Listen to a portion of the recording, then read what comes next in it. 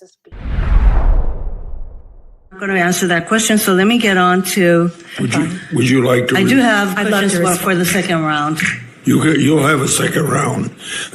Would you like to speak before I call on Senator Cruz? No, sir. Thank you. Okay. Senator Cruz. Thank you, Mr. Chairman. General Bondi, welcome. Thank you for your long career in public service, and thank you for your willingness to take on this incredibly important office. You know, I have to say, I don't know that there is a more important position in this new administration than the position to which you have been nominated, Attorney General of the United States. I thought the exchange just a moment ago with Senator Hirono was illustrative. She asked you how you would respond if the president asked you to target his political enemies. It's rather striking because it's not a hypothetical. It has happened over the last 4 years. And I think perhaps the most tragic legacy of the Biden-Harris administration has been the politicization and the weaponization of the United States Department of Justice. And we don't need to ask hypothetically because Joe Biden publicly mused and allowed the New York Times to report it, calling on Merrick Garland, why will he not prosecute Trump more quickly? And Merrick Garland, sadly, he sat in that chair and promised to be apolitical, and he broke that promise almost the instant he walked into the Department of Justice. If you look on the west pediment of the Supreme Court of the United States, just above the entrance, there's a simple yet profound four-word phrase, equal justice under law. We have seen over the last 4 years a Department of Justice that systematically targeted the political opponents of Joe Biden and Kamala Harris, and that systematically protected his friends and allies. And it is tragic to see the loss of confidence in the American people, in the Department of Justice, and in the FBI. I would note, I don't think there's an institution in America who has lost more respect from the American people than the FBI has in the last 4 years. That is a grotesque violation of the obligation of the Department of Justice and the FBI. So I want to start with just a very simple question. If you are confirmed as Attorney General, will you pledge to fairly and faithfully uphold the law regardless of party? So help me God. Amen.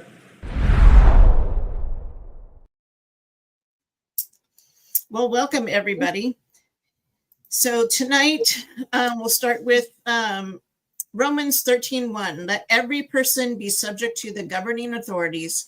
To there is no authority except from God, and those that exist have been instituted by God. So this week has been Trump's, the start of Trump's cabinet hearings, the people that he wants to be on his team. And we're going to be diving into that as well as the Supreme Court ruling today upholding the TikTok ban. So we got a lot to get through. It's going to be exciting. So sit back and here we go. Welcome to Faith and Freedom Fridays, where we explore the godly way to vote with faith and integrity.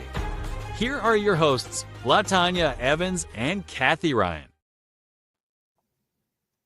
Hello, LaTanya. Hello, Kathy. Wow. We are like 2 days away from the inauguration. Yes.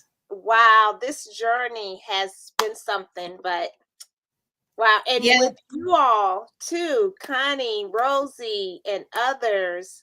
Yes. So we have more exciting things to mention later, but we're excited. Yeah. We're excited. This is historic. This is absolutely historic.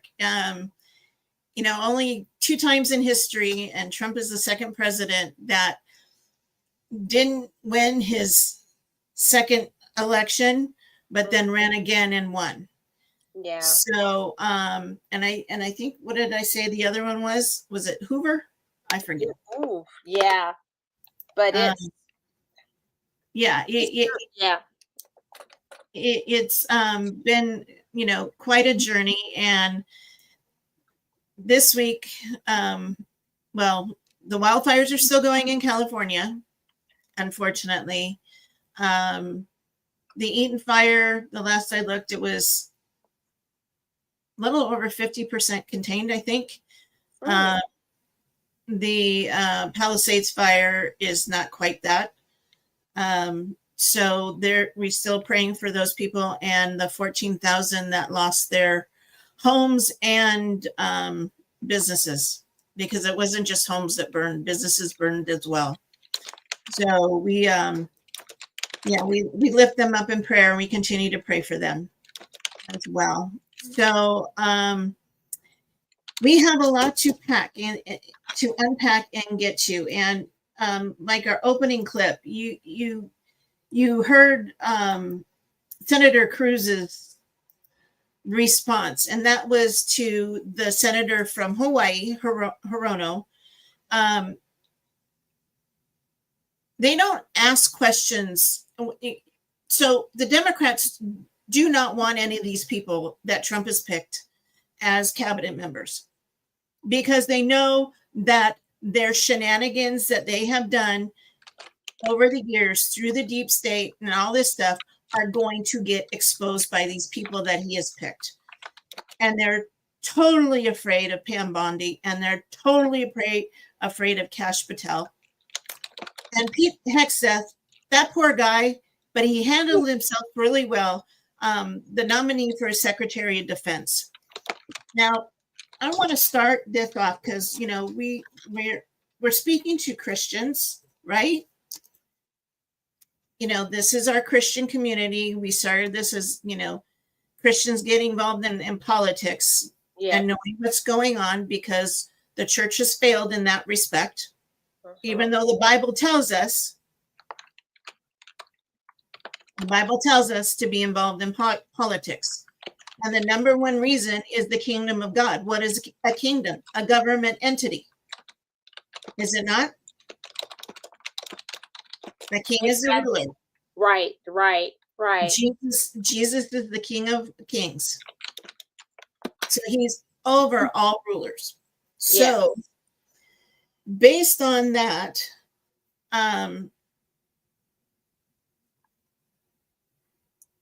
if somebody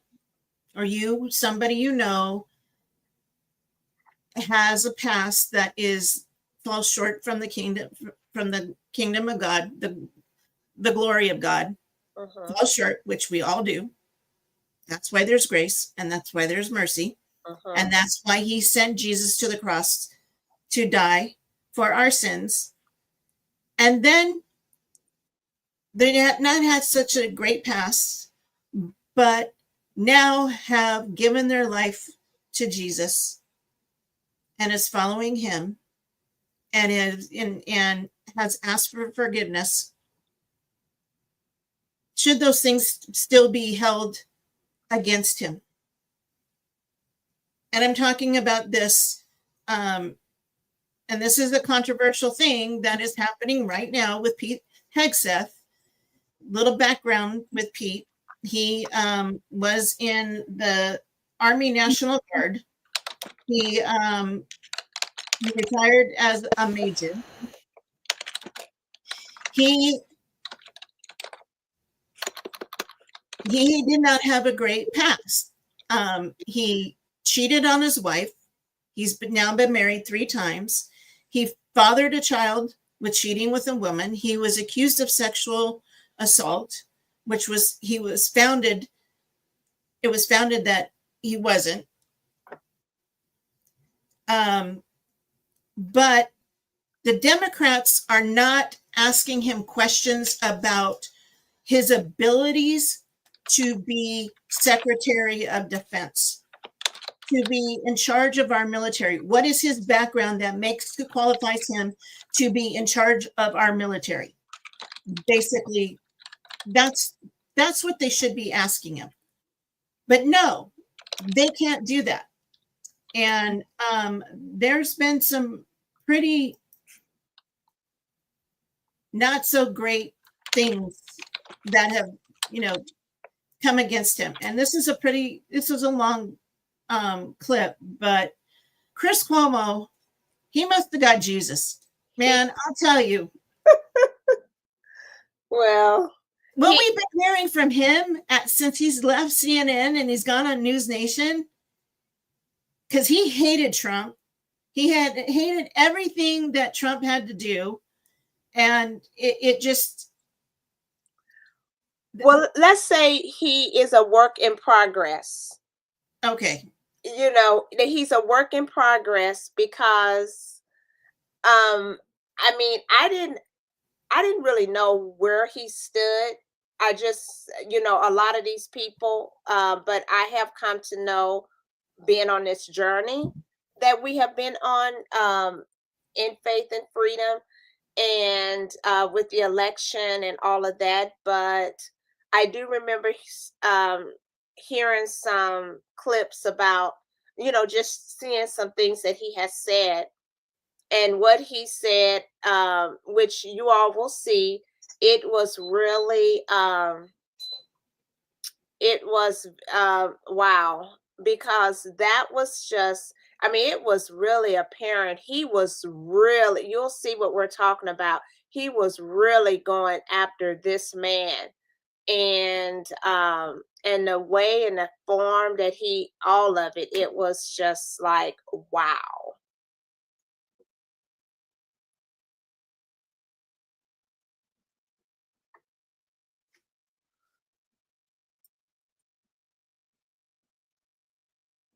Sorry about that. I was setting up the video and it always starts playing. Oh. So I mute myself and all of that. Did you ask me a question? Because I couldn't hear over how loud that was. No. Okay. No. We're going to get a producer to set all this up. So, that's a goal. Oh my goodness. All right. So, yeah. So now here's the clip.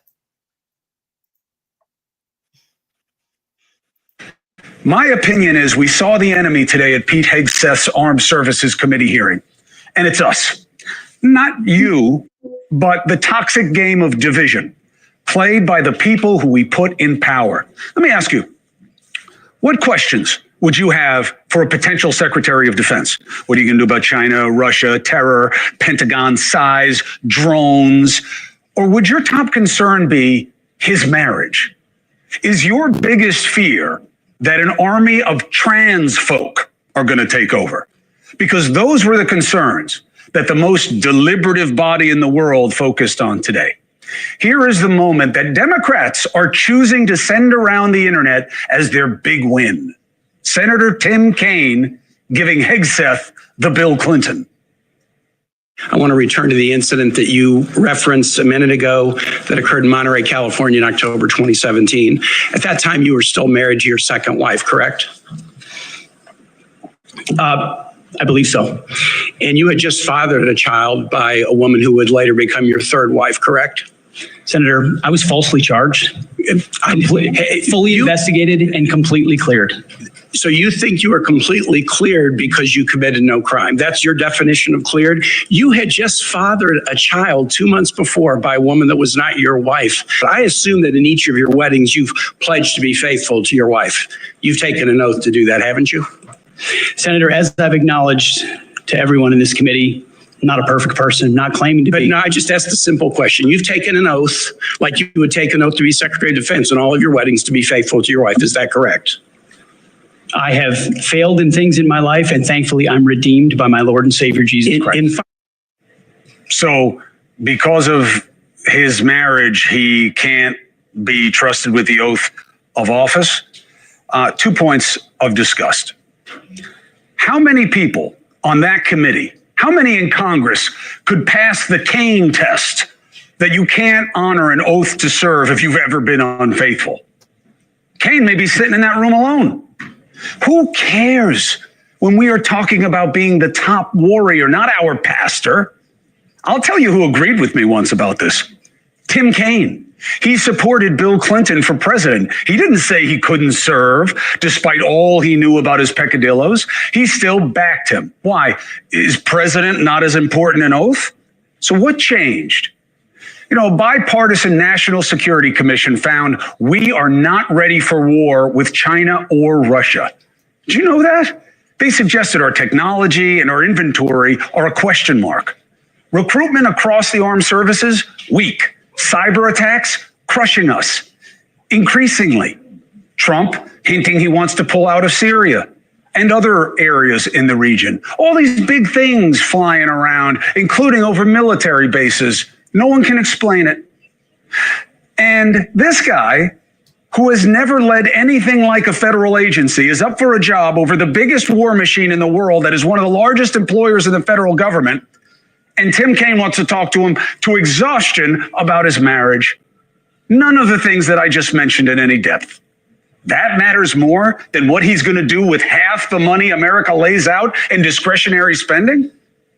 And even when the Democrats were on a legitimate issue like encouraging women to enlist, and Hegseth had said they should not be in certain combat roles, seems to have shifted now. But the Democrats still couldn't get past the gotcha and kept asking the same gotcha. You said, and I quote, "I'm straight up saying that we should not have women in combat roles. It hasn't made us more effective." When I'm talking about that issue, it's not about the capabilities of men and women, it's about standards. We have hundreds of women who are currently in the infantry, lethal members of our military serving in the infantry, but you degrade them. My critiques, Senator, recently and in the past, and from personal experience, have been instances where I've seen standards lowered, driven decision making. I'm quoting you from the podcast. Women shouldn't be in combat at all. Where is the reference to standards that they should be there if they can carry, if they can run? I don't see that at all, Mr. Hegseth. Look, there is a real issue here, okay? It's at best an open question that we're stronger if women stop serving in combat roles. You know, studies have shown women serve a critical role on the battlefield in intelligence gathering that men can't do. And I've watched women step up in combat situations and do things I could never do. That's not what the Democrats were really after. It was a play to division, that Trumpers are misogynists. And what burns is that there is a real issue here with recruitment, and we never talk about it. And it's not about gender, it's about pay. Over 22,000 active duty troops in 2019 were on food stamps. Did you know that? That means thousands of military members of families are literally living in poverty while loved ones are serving. And that they don't want to worry about. That's not a threat. His marriage, gender gotchas, that's what matters. Look, here's the worst part. The right did not take the opportunity for high ground that the left gave them. An opportunity to discuss what really matters to national defense. Most of them seem to think, on the right, that the biggest threat to America is DEI.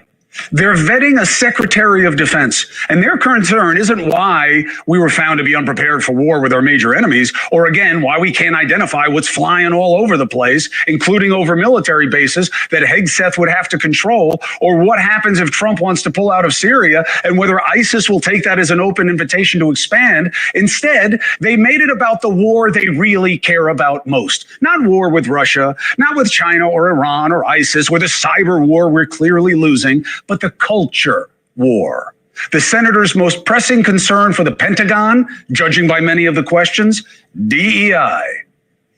If confirmed and you issue an order saying we are going to rip the Biden woke yoke off the neck of our military and focus on lethality and warfighting, how do you think the troops will react? Senator, I know the troops will rejoice. They will love it. They will love it. DEI is not about giving everybody opportunity. It is rooted in cultural Marxism. The Department of Defense spent over 5 million man hours on quote unquote counter extremism. and diversity training, what you and I might call woke training or DEI. How many genders are there? Tough one. Senator, there are 2 genders. I know that well. I'm a she, so I'm on board. How many push-ups can you do? I did 5 sets of 47 this morning. 47 because Trump's the 47th president. Listen, how many push-ups he can do is probably one of the pithiest things that guy asked. How is any of this a priority? He's not running for office. Now, their best hook on DEI was spending $80 million on DEI programs in 2023. You can feel whatever way you want about that. It's a big number, unless you compare it to the overall Pentagon budget of over $800 billion. So their focus is on 0.01% of the Pentagon budget? That's the question?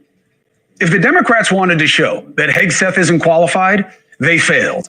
And not because of his answers, but because of their questions. And Republicans did Hegseth no favors either by clearly making him a pawn culture warrior. Hegseth, fairly appraised, is a massive question mark for this position. And he did not really explain his understanding or philosophy or any sophisticated sense of strategies for the agency, again, that employs more people than just about anything else in the federal government. And yet, Hegseth handled himself better today than most of the people questioning him. In a hearing that was about his ability to honor an oath to serve, the Senate committee showed they could not live up to their own oath.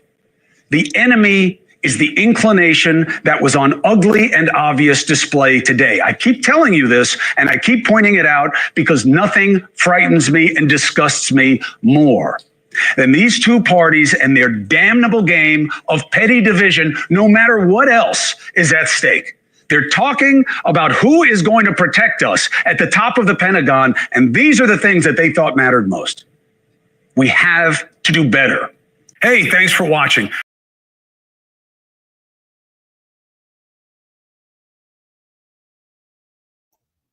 We have to do better. You're muted. Yes. I'll say it again. Elections have consequences. And it's on both sides. It is literally on both sides. There are rhinos on the Republican side and the Democrats. There's good people on the Democrat side. I'm not saying they're all bad, but I'm saying it's time to clean house.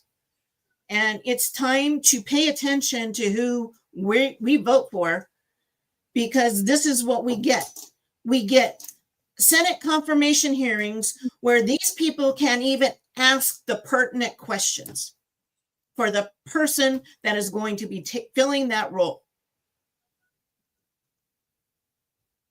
$800 billion goes, what did he say? $800 billion goes to our military. Wow. And our military right now is so mismanaged. You know, Biden in 2021, was it 2021? 2022, 2021, I forget. No, it's 2021. The withdrawal from Afghanistan, he left $82 billion worth of equipment, brand new military equipment, there for the terrorists to use, the Taliban to use. Did they ever get that back? No, they left it there. And there's been, you can go on YouTube and you can find them parading around with our equipment. Wow. They have our technology. Wow. And they spent more money on the DEI training and crap, and I get that. It is crap. And it weakens our military instead of training them to fight. Right. That's all they're there for, is to fight. They're to protect us and keep us free, a free nation. Wow. And then they ask questions like this. Yeah, what about China? What about the drones flying above our military bases? Right. What about the Chinese spy balloon that was allowed to fly from the West Coast to the East Coast before it was shot down? What Wow. about the open border and the terrorists coming in? You know, what about that? Mm-hmm. You know, he took an oath. He took an oath when he went into the National Guard, and he will take an oath when he takes office again. Pete Hegseth takes the office, because I believe he will be confirmed, of defending this nation from foreign and domestic enemies. Mm-hmm. Should we say that some of those people sitting in those senator seats are enemies? Because they surely don't care about the safety of our nation and who's running our military. Well, but you know, this is where I think one of the issues is that he went there. How can I say it? It makes me think about, you know, there's the scripture that says about just like, which I know we'll show that one you know, in a little bit, but about in other words, about judging and trying to take, you know, I don't know why I'm like getting that scripture. You know which one I'm talking about, right? About how he's trying to get a speck out of his eye when he has a big log in his. It's not that the scripture is saying not to judge, but it's like it's hypocritical judging.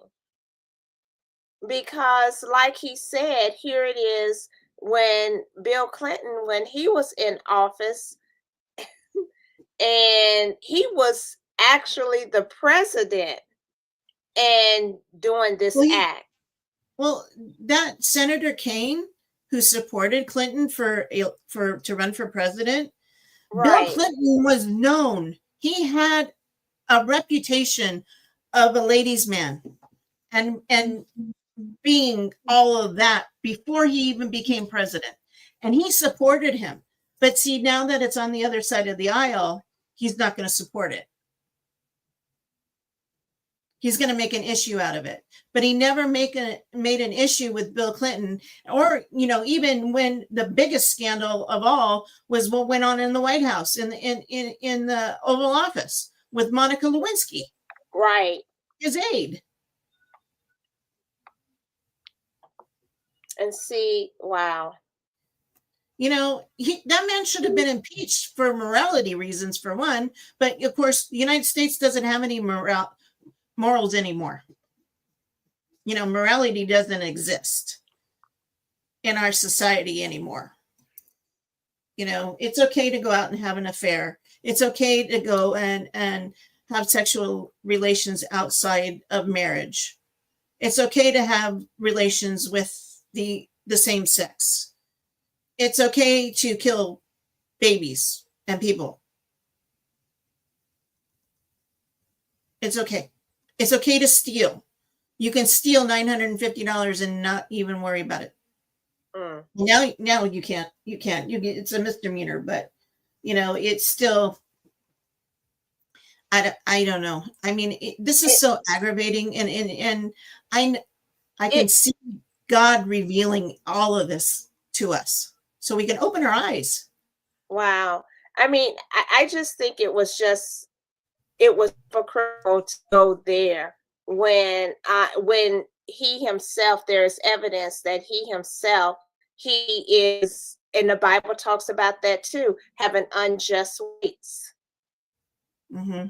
So that's my whole thing, you know, with that, you know, this guy, you know, his past, what has happened. I mean, oh my gosh, what if our past was on TV for the whole world to see? You know, no one's making judgment. He made it right with, you know, his savior, as he pointed out, and his wife. End of story. That's, you know, that's that, you know, but the way he was hammering it, it was like he was trying to humiliate this man, you know, bring it back up and just rip open the womb and put salt in it and then smash You know, it's like, oh my goodness. And then and then knowing himself, how just like in that video that we'll show, how it's you know, how he defended, you know. Right. Right. Yeah. And I have that video. Yeah. That video is ready to go. Okay. Okay.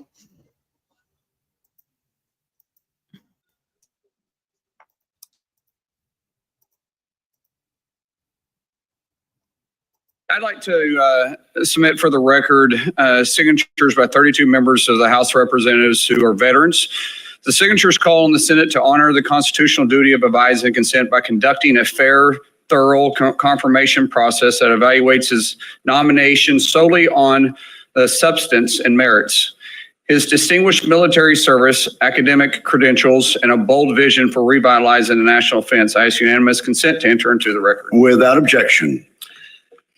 You know, there's a lot of talk going about talking about qualifications and then about us hiring him if we are the board. But there's a lot of senators here I wouldn't have on my board because there is no qualifications except your age, and you got to be living in the state and you're a citizen of the United States to be a senator. Other than the fact we got to convince a lot of people to vote for us. And then when we start talking about qualifications for if you're qualified for it, could the chairman tell me what the qualifications are for the Secretary of Defense? Mr. Chairman, could you tell me what the qualifications are for the Secretary of Defense? I'd be happy I'll read it for you to do that. Yeah. Let me read it for you because I was getting some advice from my second in command. Yeah, but I'm just making a point because there's a lot about qualifications. And I think it's so hypocritical of senators, especially on the other side of the aisle, be talking about his qualifications, not about to lead the secretary or be the Secretary of Defense, and yet your qualifications aren't any better.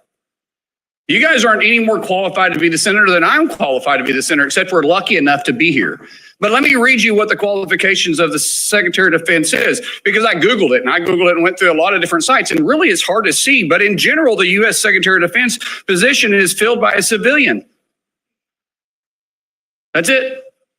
If you have served in the U.S. Army Forces and have been in the service for, you have to be retired for at least 7 years, and Congress can weigh that. And then there's questions that the senator from Massachusetts brought up about serving on a board inside the military industry, and yet your own secretary that you all voted for, Secretary of Austin, we had to vote on a waiver because he stepped out the board of Raytheon. But I guess that's okay because that's a Democrat Secretary of Defense.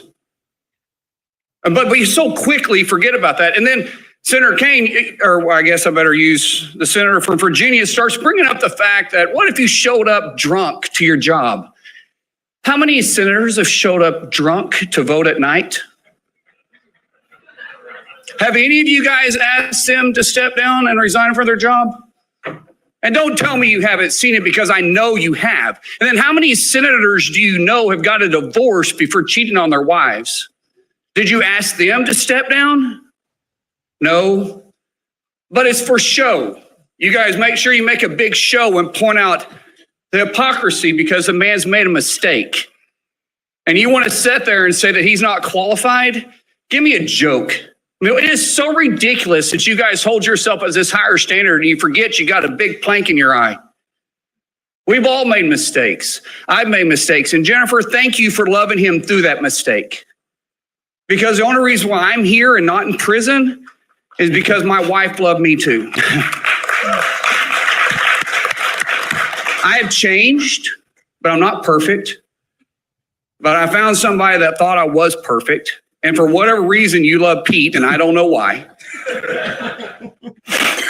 But just like our Lord and Savior forgave me, my wife's had to forgive me more than once too, and I'm sure you've had to forgive him too. And so thank you. So before I go down this rabbit hole again, tell me something about your wife that you love. She's the smartest, most capable, loving, humble, honest person I've ever met. in addition to being incredibly beautiful. Don't forget about your kids. I'm supposed to talk about my kids? No, well, she's also the mother. Oh, an amazing mother. Yes. Of our blended family of 7 Brother, kids. I'm pulling all of you which love along. her. I'm trying to help you here. Do you believe that you're going to be running the Secretary or the Department of Defense by yourself? Senator, absolutely not. Just as President Trump is assembling his cabinet, I look forward and already am in the process of building one of the best possible teams you can imagine, with decades and decades of experience outside of the Pentagon, driving innovation and excellence, and also inside the building, knowing how to make it happen. Yes, sir. So, in your organizations that you did have the privilege of running, did you have a board that in both organizations, we had a board. Yes. Okay. And what did you do with that board? What kind of decisions did you make with them? Those boards provided oversight and insight into decision making. They all have special, unique sets that maybe filled gaps that you're not the expertise in? Yes, sir.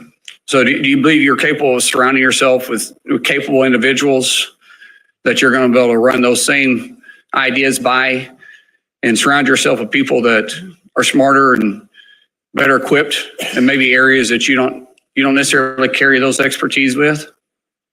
Senator, the only reason I've had success in life, to include my wonderful wife, is because of people more capable around me and having the self-confidence to empower them and say, hey, run with the ball, run with the football, take it down the field.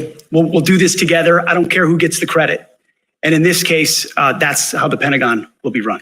Let's end with this, Mr. Chairman, about the qualifications. You got a man who has literally put his butt on the line. He served 20 years in service, multiple deployments, has heard the bullets crack over the top of his head, has been willing to go into combat, been willing to see friends die for this country. And he's willing to still put himself through this. His wife is willing to still stand beside him, knowing he wasn't perfect, knowing that all this was going to be brought up. He's still willing to serve the country. What other qualifications does he need? That I yield back. Thank you, Senator.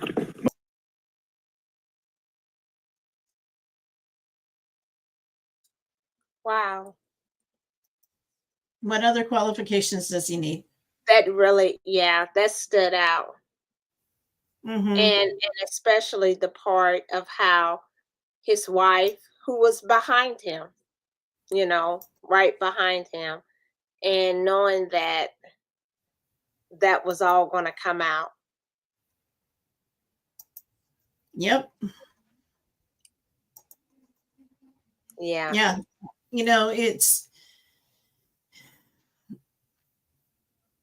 They're interviewing for a job to be confirmed.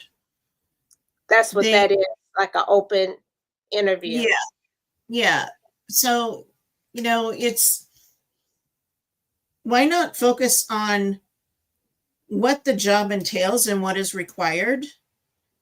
And is this person the best qualified person to take that role? Right. He's got the military experience. Mm-hmm. He's run 2 foundations. He knows how to manage money, even though they said that he mismanaged money. One of the questions, one of the senators, when I was watching it, I didn't watch the whole confirmation, but had brought up that somehow they were mismanaged and they had to be shut down. And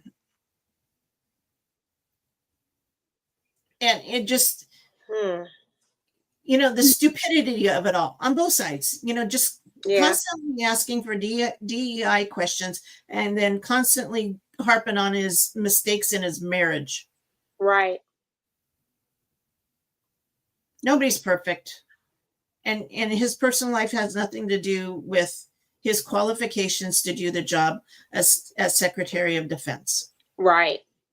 And I think a lot of people probably saw through that and was like, okay, that was much. Mm-hmm. Yeah. It's like the attacks on Donald Trump. they're going to attack. They're going to attack his people as well. Yeah. So next up will be, who do we want to go to? The Treasury Secretary, Besant. You want to do that one? Yeah. Campbell or Marco Rubio? Yeah. Let's do Mark. You want to do Marco Rubio? Okay. Yeah. All right. So while I'm getting this ready, Marco Rubio is a senator from Florida, and he also ran against Trump in 2020 for president in a primary, and he didn't win. And so now Trump has chosen him to be his Secretary of State. So he's the Secretary of State nominee, and this is his opening part of his opening statement.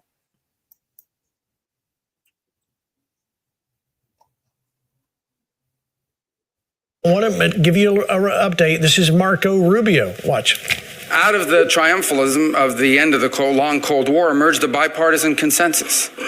And this consensus was that we had reached the end of history, that all of the nations of the world would now become members of the democratic Western-led community, that a foreign policy that served the national interest could now be replaced by one that served the liberal world order, and that all mankind was now destined to abandon national sovereignty and national identity and would instead become one human family and citizens of the world. This wasn't just a fantasy. We now know it was a dangerous delusion. Here in America and in many of the advanced economies across the world, an almost religious commitment to free and unfettered trade at the expense of our national economy shrunk the middle class, left the working class in crisis, collapsed our industrial capacity, and has pushed critical supply chains into the hands of adversaries and of rivals. An irrational zeal for maximum freedom of movement of people has resulted in a historic mass migration crisis here in America, but also around the world. It's one that threatens the stability of societies and of governments. Across the West, governments now censor and even prosecute. Uh-oh. Oh. What happened? It stopped.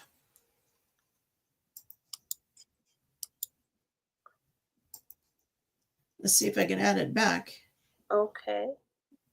Because there was more. I guess not. And radical jihadists openly march in the streets and sadly drive vehicles into our people. And all this has led to a moment in which we must now confront the single greatest risk of geopolitical instability and of generational global crisis in the lifetime of anyone alive and in this room today. You know, Master Chair. So what his job will be is to go out and negotiate and have relations with all the foreign countries. That's going to be his job as Secretary of State. And if you want to know more about what the Secretary of State does, a really good series to watch is Madam Secretary. And it's on Netflix. Yeah, if you really want to know what the secretary does, that gives a pretty good depiction on what they go through on a daily basis. Now, Hillary Clinton was the Secretary of State. You're muted, LaTanya. Oh, yeah, wasn't she? Yeah, she was the Secretary of State, and she allowed all those people to be killed or captured at Benghazi at our embassy when it was under attack. Oh, yeah. A good depiction of that one is the movie 13 Hours. Oh. Yeah. Okay. It'll enrage you. It will. that, and it goes again to the people we elect. We just have to wake up. But if Marco Rubio is confirmed, which I'm sure he is, he's got his hands full. Oh, why you say that? Well, because of the mess that the Biden administration has made with our foreign relationships. He's got to go back and mend all those. Just like the negotiations for Hamas to release the hostages. Right. I thought did they renege on that? Well, it's still in negotiations, but the thing is Anthony Blinken, who is the Secretary of State right now, right? All Trump said is if they're not released by Monday, there was going to be hell to pay, and they're not going to like it. Well, Anthony Blinken, he's the one that's been helping negotiate between Hamas and Israel. Well, what kind of deal is this? For every hostage that's released, Hamas wants 30 terrorists released. Oh God! Every one person, and he negotiated that. Who did? Anthony Blinken, the current Secretary of State. What? Exactly.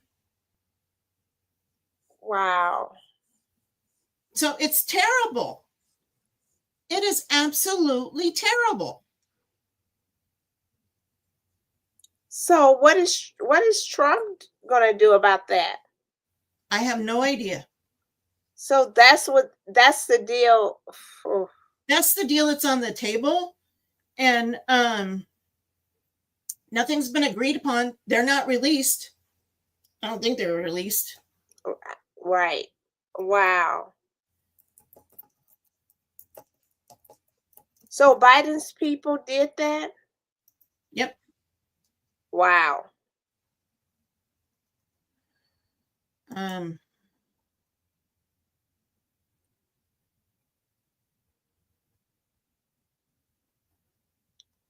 That is so this is I'm going to share my screen.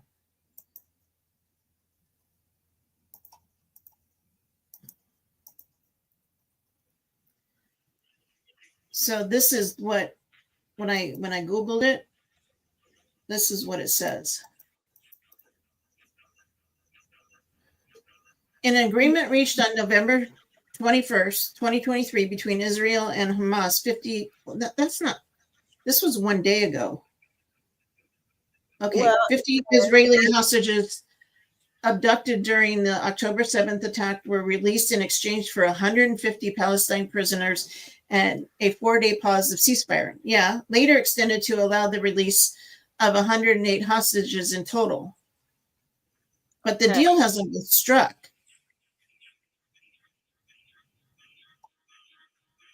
I don't think it's still been struck. It hasn't been okay. I don't think it's actually happened. Okay. Yeah, a phased ceasefire and hostage release deal. Hours after the agreement was okayed, the country's security cabinet on Friday.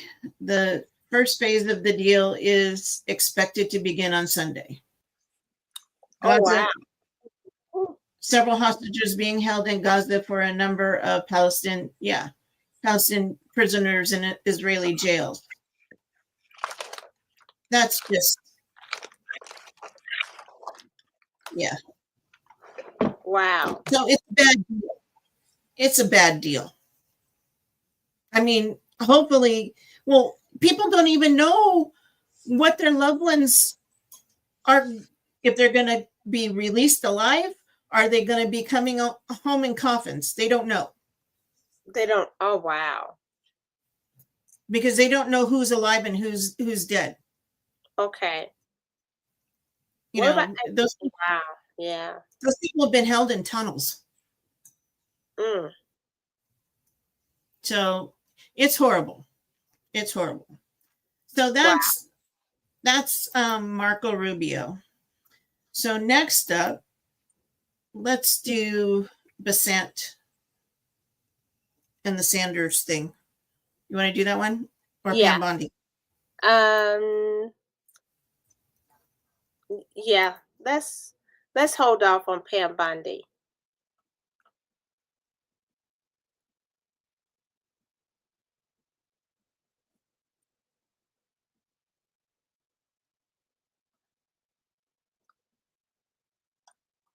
If anyone has a question about anything of what we're saying, please leave a comment or put a question mark in front of your question, and we'll try to answer it together. Yeah, if you have any questions, we'll try to answer it. Mm-hmm. Okay. Now, this Scott Bessent, he is going to be the Treasury Secretary. He's a nominee. And this is part of his confirmation hearing with Bernie Sanders. And I haven't heard this, so we're listening to it the first time together. LaTanya has, but I haven't. Yeah. Personally welcome you and look forward to working with you. Thank you very much, and it's a pleasure to be here. Mr. Bessent, thanks very much for being in the office the other day. Mr. Bessent, the United States today has more income and wealth inequality than has ever existed in the history of our country. You got three people on top, Mr. Musk, Mr. Bezos, and Mr. Zuckerberg, who are now worth almost $1 trillion. That is more than half of the bottom of our society, some 170 million people. Three people, more wealth than the bottom, 170 million. We have more concentration of ownership today than we have ever had. We have more concentration of ownership in the media, where a handful of billionaires like Musk, Bezos, Rupert Murdoch increasingly own the media and the information that the American people receive. We have a corrupt campaign finance system in which a small number of billionaires in both political parties make huge contributions into the presidential and congressional campaigns. When you have a small number of multi-billionaires who have enormous economic, media, and political power, would you agree with President Biden, who last night stated, and I quote, "An oligarchy is taking shape in America of extreme wealth, power, and influence that threatens our entire democracy, our basic rights, and freedoms," end of quote. That's what President Biden said last night. I agree with him. Do you? Senator Sanders, I enjoyed our visit. You can talk a little bit closer into the mic. I enjoyed our visit, and I hope you got my follow-up materials that on the discussions, my previous writings on the tariffs and China. And look, the three billionaires who you listed, that all made the money themselves. Mr. Musk came to the country as an immigrant. I understand that, but what I'm asking you is, when you have a handful of people like Musk, who will soon be part of the Trump administration, and others, when you have three people owning more wealth than the bottom half of American society, when these people have enormous influence over the media, when they spend huge amounts of money in both political parties to elect candidates, what Biden said last night is we're moving toward an oligarchy. I'm asking you that question. Do you think, forget how they made their money, do you think that when so few people have so much wealth and so much economic and political power, that is an oligarchic form of society? Well, I would note that President Biden gave the Presidential Medal of Freedom to two people who I think would qualify for his oligarchs. So this is not a condemnation of any one individual. I'm just asking you, with so few people have so much wealth and power, do you think that is an oligarchic form of society?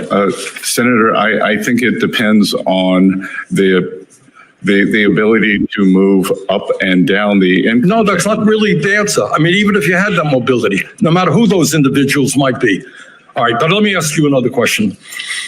Right now in America, we have over 22 million workers who are making less than $15 an hour, and nearly 40 million people in our country earning less than $17 an hour. Shamefully, the federal minimum wage, despite the efforts of myself and other people here, have not been raised since 2009 and remains an unbelievable $7.25 an hour. Will you work with those of us who want to raise the federal minimum wage to a living wage to take millions of Americans out of poverty? Senator, I believe that the minimum wage is more of a statewide and regional issue. So you don't think we should change the federal minimum wage of $7.25 an hour? No, sir. Okay. Mr. Bessent, millions of working class Americans who are struggling to keep their heads above water are paying outrageously high interest rates on their credit cards. Over half the American people who take out new credit cards are being charged interest rates of over 24%. During his campaign, President-elect Trump promised that he was going to cap credit card interest rates at 10%. I happen to think that that is a very good idea, and I will soon be introducing legislation to do just that. Will you, as if you are confirmed, be supportive of what President-elect Trump said and what I want to see happen, and that is to cap credit card interest rates at 10%? Senator, I think we can both agree that many credit card companies have been bad actors throughout history, and I will get back to you once more. Very simple question. Trump said he wants to cap credit card interest rates at 10%. I agree with him. Will you be supportive of what Trump and I would like to do? When President Trump takes office, and if I am confirmed, I will follow what President Trump wants to do. Okay. Thank you very much, Mr. Chairman. Thank you very much. Next is Senator Smith.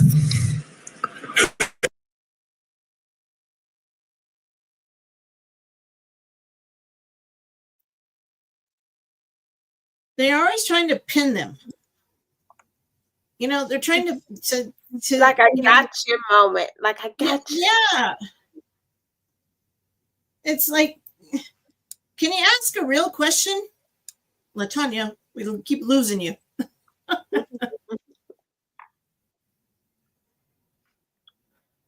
They should have an age limit in government. Well, I don't know about that.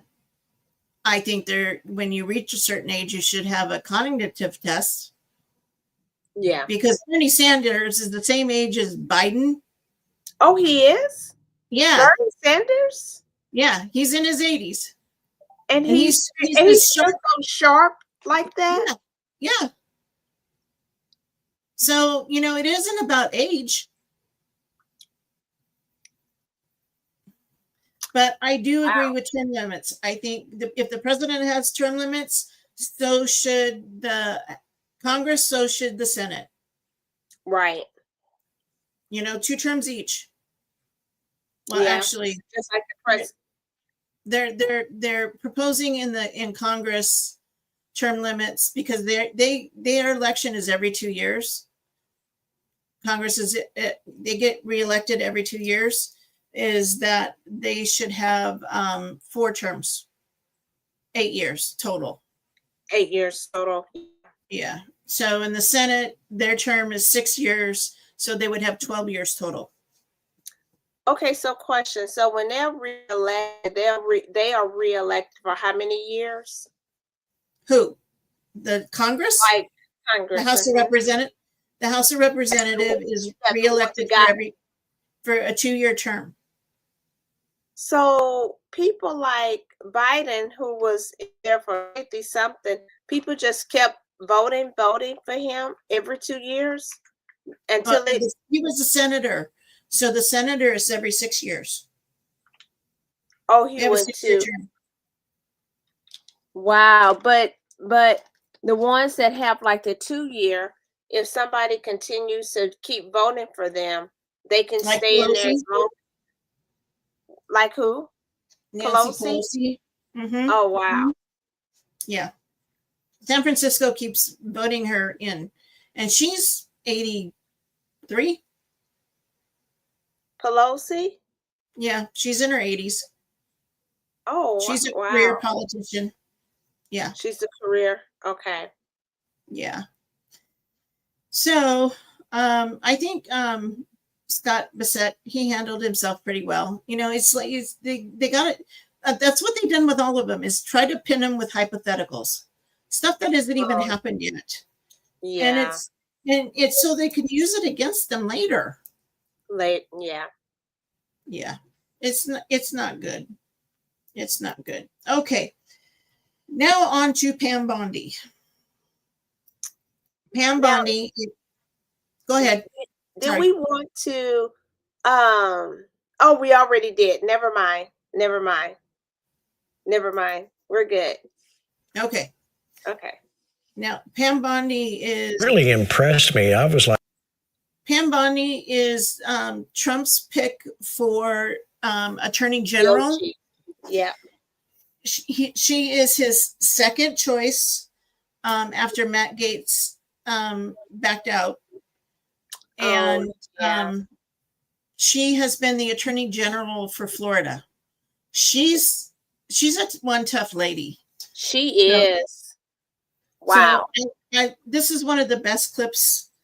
I watched her confirmation hearing, and she doesn't lose her temper. She's even, and the way they were giving it to her, she just kept her cool. She did. Here's a good clip. Yeah. like she was excellent in her answers and very well educated and understood who she was dealing with. In fact, let me show you this quick clip, a little less than 2 minutes, about making America safe again. Listen to what she had to say. Despite the questions from Senator Schiff, I look forward to working with you and the state of California to do everything we can to fight violent crime in California. And you know as well as I, that crime is only going to go through the roof now after these forest fires. You're going to have looting. You're going to have price gouging. You're going to have so many things that I have dealt with in the state of Florida, and I am committed to working with California just as much as I am committed to working with you, Senator Kennedy, in the tragedy that just took place in Louisiana, given all the human beings that were murdered in your state. And we have the Super Bowl coming up in less than 3 weeks now, I believe, Senator. I've been a little busy, but we've got to ensure, if I'm confirmed, that everyone in this country is safe.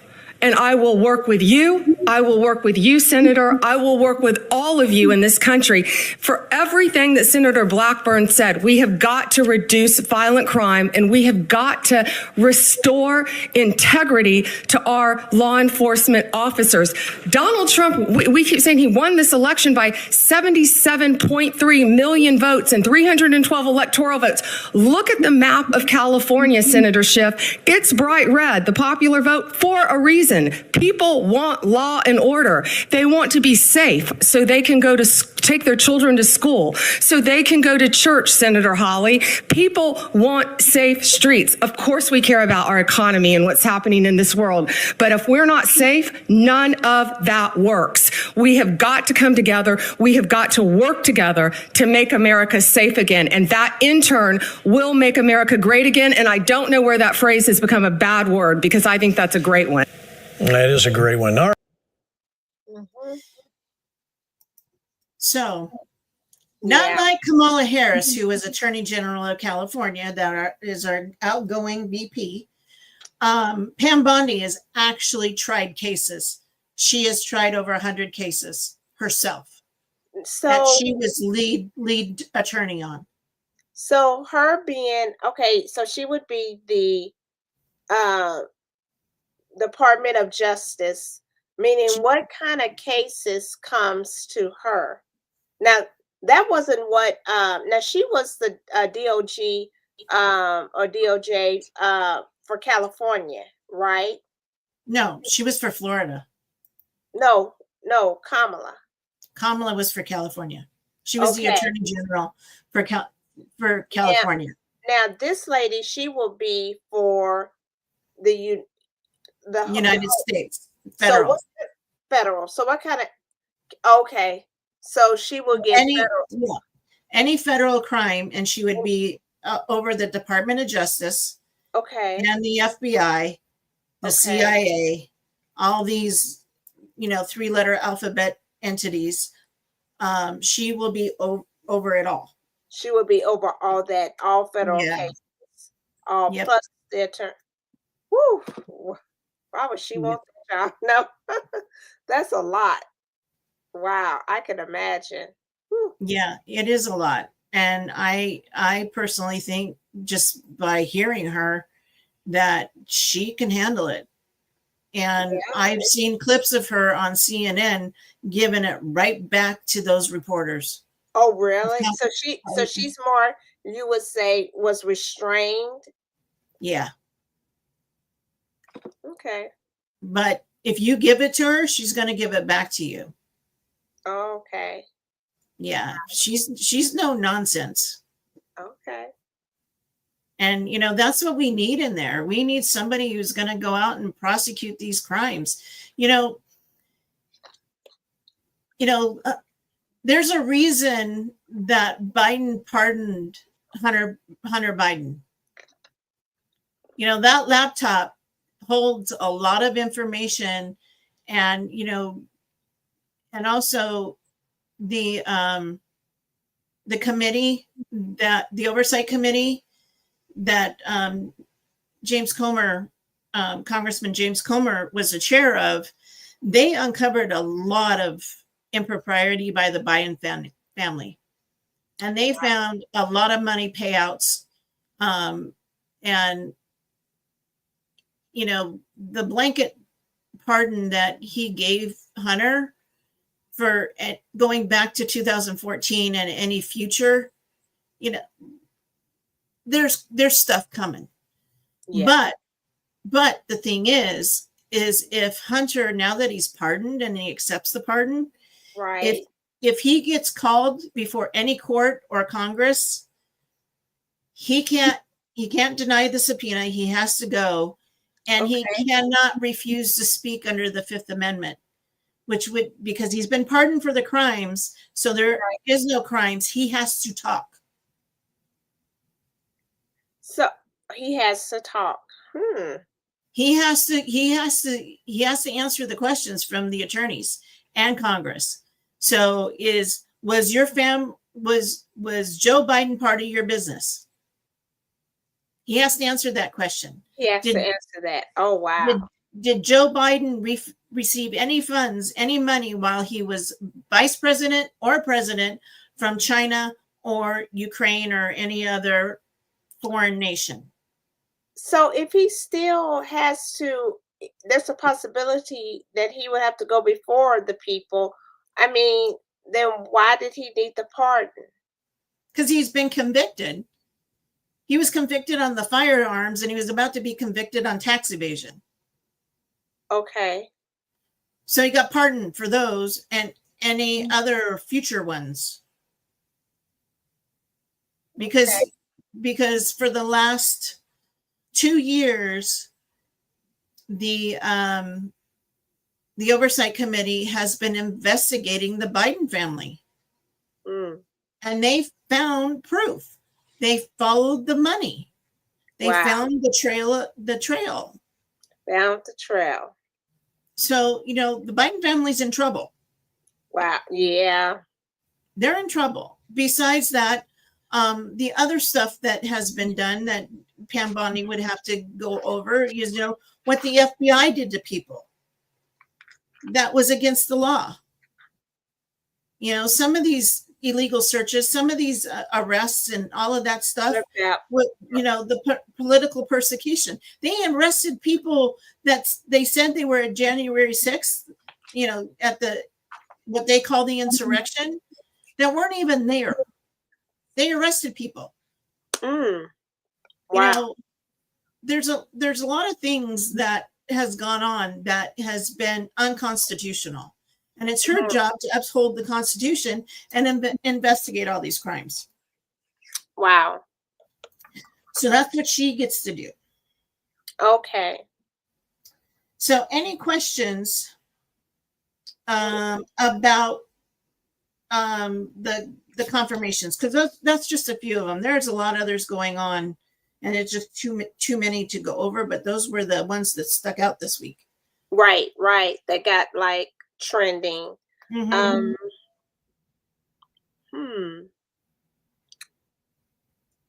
No, I don't see any questions in the comment about that. And I just think she did a wonderful job. Yeah, she did. Yeah. She did.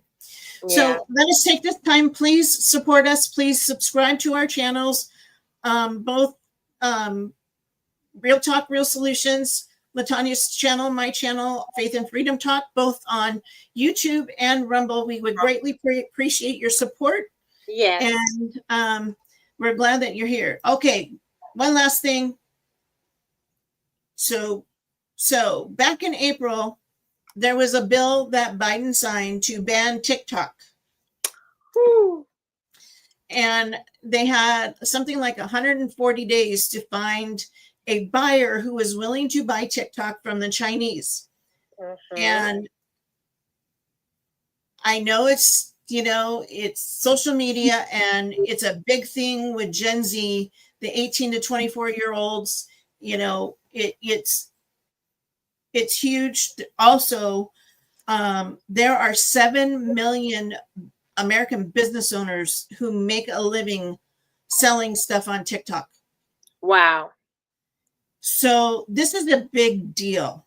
And Trump had said that, before that TikTok needed to be banned. He did say that. He said that when he was during the presidency because of the national security concerns. And he was looking to do that. Right. At the time. Well, at the time, he had a Democrat House. He couldn't get anything passed. Pretty much there was no way that bill was going to pass. So Biden signs this bill, and Kevin O'Leary has offered to buy TikTok, and Elon Musk has not offered to buy TikTok. It's a rumor. It's not real, but Kevin O'Leary has. Yes. So it went to the Supreme Court to challenge it because on the claim of freedom of speech, because it's a social media platform, and social media is supposed to be the freedom of speech, although that's a lie because it's not. These people have been banning and censoring conservatives mainly and taking down posts. And I can attest that I've had my posts taken down on Facebook a lot. Not now, but a lot. Yeah. And Zuckerberg came out last week and he said he was no longer going to he was getting rid of the fact checkers and, no more of that freedom of speech, blah, blah, blah, blah, blah. Yeah. He sees the tide is turning, and if he wants to keep his platform, then, he had to do something. Well, the Supreme Court today ruled and upheld the banning of TikTok. So here we have this clip, and I'll play it, and then we can discuss more about it. Okay. Now, what did I do with it? So if any of you have any questions about the TikTok ban, please leave it, and we will attempt to try to answer that question that you might have. TikTok. Bear with me. It disappeared. Wow. I know that if Kevin O'Leary gets it, he mentioned about how he wanted to have it to where a big, I want to say, I think he said a big percentage or something like that of coming back into society. Yeah, he was going to make it a public entity,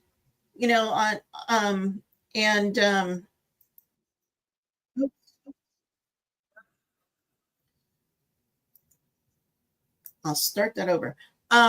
He said that he was going to make it public, a publicly traded company. So like Facebook is publicly traded. You can buy stock in Facebook. You can buy stock in Truth Social. That just became public. So he was going to make it a publicly traded company. So you can invest in it. Yeah. So this is Fox News. This is when the ruling came down. Oh, TikTok.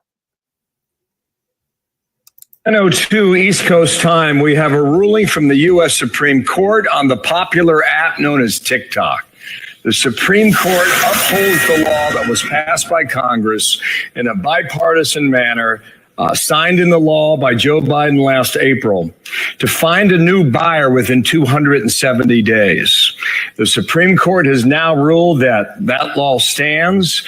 What happens to the app, however, is a wide open question. And this was a pretty momentous discussion. And in fact, we just heard from President-elect Trump through Truth Social that he spoke to President Xi this morning, of course, the president of China, which owns a TikTok app. And this did come up. We don't know what was discussed, but it did come up. Shannon Bream is our Fox News Sunday anchor and chief legal correspondent. She's been on standby as we waited for this to come out. To me, this makes sense, Shannon. The Congress passed a bipartisan law. The president of the United States signed it. It was going forward. TikTok tried to challenge, and now they have been denied. Your thoughts? Yeah, and we just have this decision. It's a per curiam, meaning that there's no single author who signs off on it. The court is essentially speaking with one voice when they do that. They say this: there's no doubt that for more than 170 million Americans, TikTok offers a distinctive and expansive outlet for expression, means of engagement, and source of community. But Congress has determined that divestiture is necessary to address its well-supported national security concerns regarding TikTok's data collection practices and relationship with a foreign adversary. They say, listen, this doesn't violate First Amendment rights. And there's a big conversation when the hearing was held last week. ByteDance is a foreign entity. It does not have First Amendment rights. Why would it? TikTok is the U.S. entity, but they've got to separate under this law. So essentially what the court says with one voice is Congress passed this law, as you said, Dana. It's passes muster, and now the ban will go in effect. Now, we know that both Presidents Biden and President-elect Trump have said they may not enforce it. And there is a provision within the law that says a president can delay this for 90 days if there is significant progress on a divestiture deal. Will President-elect try to argue that there is? He's having conversations. There are conversations with U.S.-based buyers who want to take a stab at this. Will that be enough to trigger that 90 days? Right.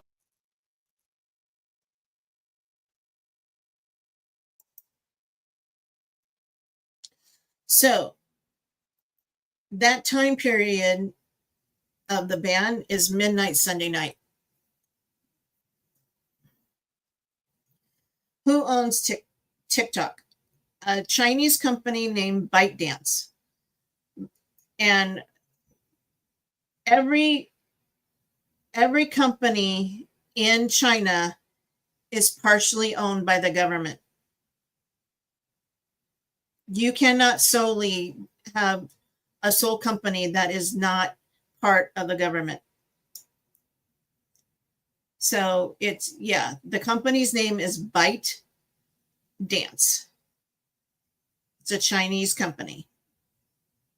So that's where the national security concerns come in.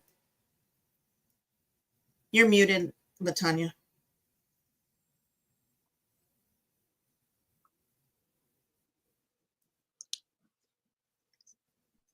So this is going to be interesting how this is going to play out. I'm not a TikTok user, but a lot of people are. Mm-hmm. So, wow. Yeah, and it is the preferred social media platform by Gen Z. A lot of 18 to 24-year-olds are on TikTok. And as I said before, 7 million entrepreneurs, small business owners make money through TikTok. So their livelihoods are their stores are about to close midnight Sunday night. Unless And Trump doesn't have power till noon on Eastern time on Monday. So, we'll see. You know, Yeah. I just started my store on TikTok. I haven't really done much with it, so it's not going to hurt me, you know, as far as my Faith and Freedom shop. But a lot of stuff is sold through TikTok. Wow. Yeah, it'll be curious, but I understand the concerns. And the other thing too is by Trump going on TikTok and on these podcasters and the podcasts through TikTok and stuff, he won the Gen Z vote. Right. So yeah, it's a big deal. I mean, this is not, and also how people are gonna vote for the next 30 years is going to be determined by what happens to TikTok. Yeah. Because they're the next generation. So, yeah. I don't know a whole lot about TikTok, so I'm just like, I don't know if you can save videos and make long, you know, like. It's not like YouTube or Rumble. It's, Instagram copied them. So the Reels, it's mainly Reels. It became just videos. It was just about, you know, the vertical videos. It started with dance crazes and stuff like that. And it just became a big platform. The concern is because China, the government of China owns part of that business. So basically, China can mine the data from its users. So it's getting our information from us Americans. So that's the national security concern. Right. Which it is a concern. You know, I fought going on TikTok for a long time, but it seemed like if I was going to build my shirt business, that's where I needed to be. Even as a realtor, I see a lot of my colleagues that the real estate agents that are here in my area, right? They pop up on my TikTok feed. You know, they're trying to attract the next buyer, the next generation, the next seller. And so they're building, you know, following there, because Facebook, all I get are more ads and in my feed and other pages and stuff that I have nothing to do with it. They're not my friends. Right. They're not the people I'm following. It's just junk. Yeah. Wow, that's gonna be I'm just thinking people who really use TikTok and making making money through that. That's gonna be something. So we'll watch and see what happens Sunday night, midnight. Yep. So anyway, well, we're coming to the end of our show here, and we don't have an ending. A last video clip like normal. I guess that was it. Yeah. So you guys have any more questions? Have any questions or no questions? Explained about the video clips that we. Thank you, Angela. We appreciate thank you. you, Angela. Thank you. So, and then we don't want to leave the show without asking for any prayer requests. Anybody need prayer? Pray for Trump's safety for Monday. That's the number one. And then the fire victims, of course, and also the victims of the hurricanes that still are homeless. It's still It's still bad there with Yes, people? it's still bad. And now, winter's here and, it's awful. Our government has just let Americans down every which way but Sunday. It's awful. Wow. Yeah. It's horrible. Elections have consequences. Elections have consequences. Angela, I'm 50 miles away from the fires. Oh, that's not.